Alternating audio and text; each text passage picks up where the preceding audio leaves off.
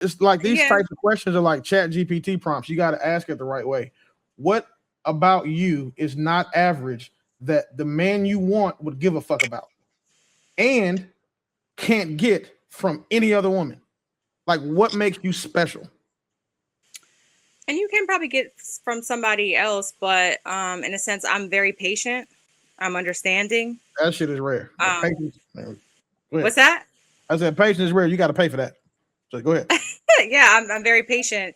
Um, I'm super understanding. I feel like most of the time I meet you where you're at, even though doesn't mean like I'll settle where you're at, but I'll meet you where you're at, and um, I see you.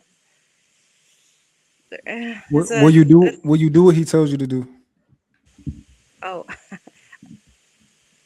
yeah. Like, what is he telling me to do? It doesn't matter. I mean, let's just assume you chose him. You gonna do what he say? Are you? I would. I have. Would you, if your daddy told you to go in the house and he told you to go to the car, would you listen to him or your father? Say that one more time for me. If your father told you to sit down and he told you to go get in your man told you to go get in the car, I would have to listen to my man. You gotta get in the car. What kind of question is that? You're not with your dad. We not. Let's not. Don't do that. Listen. Yeah, I would have to listen to. I would have to listen to my man. I'm grown now. You know, like you know, I'm not a kid anymore. I think part of like why I am the way I am in a relationship and just in a partnership is the fact that what I seen in my dad.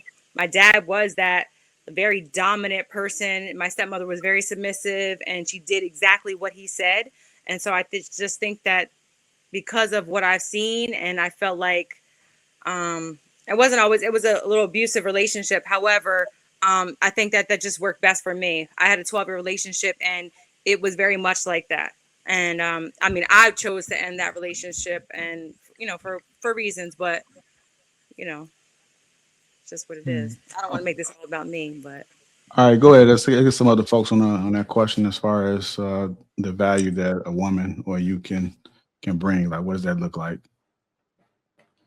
Juicy, you want to go ahead, or Becky? Bo?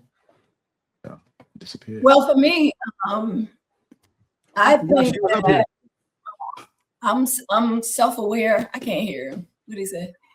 I'm self-aware.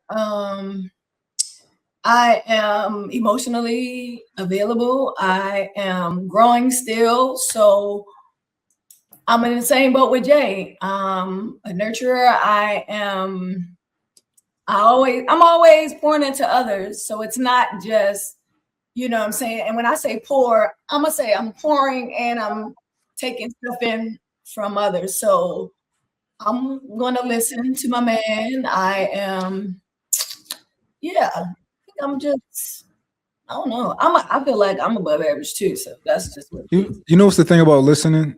It's that when you don't want to do it is when it matters, right? It's easy to listen, just the regular shit. Right. Like when you think that this is the wrong decision and I know the right decision, we should be doing what I think is right, right? That's when it matters, the listen question. I agree. I definitely agree with that. And that's what I meant. All right, go ahead, Becky. As a Christian, I'm gonna look for biblical principles first and foremost. And beyond that, I typically date people who have a level of ambition and purpose. Let's see. And what do I offer that is different? What makes you unique? I have the personal opinion that most people aren't unique, if you want to be honest, right? Your personality and who you are internally makes you unique. It's not really what you offer and what you do. And I think people are replaceable also. Like, and I always turn this back on men. So what is unique about you? You know what I mean? And it's like, I think most people can be who someone wants them to be, but at your core and who you are when the rubber meets the road is the only thing that makes any of us truly unique. You'll date people with plenty of money, right? Millionaires, thousandaires, whatever. You'll get a woman who'll cook, clean, sex you up, all the things, but it's who can comfort you in your times of mourning, right? Who's going to like mother your children. And if I always tell people, don't get with anybody that if your kids didn't come out as a mini me of that person, you wouldn't love and respect that child and be very proud of who they are, right? And that's a core thing for me personally. So yeah, that's how I kind of look at it in general. I want to ask this question. Did dating used to require more effort, or were people just forced to slow down? Say it again, big dog. Did dating used to require more effort, or were people just forced to slow down? No, hell yeah, it required more effort because we had better women to date. Like, nigga, when was the last time you saw somebody put out a song like the 90 R&B ballads in 2000 and shit? They can't now because all these women are hoes or ran through a wash for the most part. So, like, of course, niggas had to slow down because you can't treat hoes like you treat good women. You can't treat these modern women like you treated the ones back in the 90s and 2000s. So, of course, we had to slow down. I think a little bit of both. I think that people definitely put in more effort back then. But I think that also they were forced to slow down because back in the day, social media wasn't as prominent as it is now. We didn't have as much outside influence and so many opinions about things. We didn't have so much access to other lifestyles. So we were a little bit more content with who we were and what we had rather than trying to reach everyone else's like relationship goals or lifestyles or whatever. So I think we were forced to slow down and like really focus on who we were. So I think it's a little bit of both. Yeah, I think that it's been so initially the parents was involved kind of to some extent. You at least had to come to the door, knock, and speak to the people in the home before you took their child about their house. I think that the whole meet you in the car or meet you at another place and nobody in your family is aware of who you date and all of that, it kind of makes women have to rest on their own understanding. And that could be detrimental, especially when discernment is not like the number one thing most women excel at. But I also at the same time think people have been having sex since the beginning of time.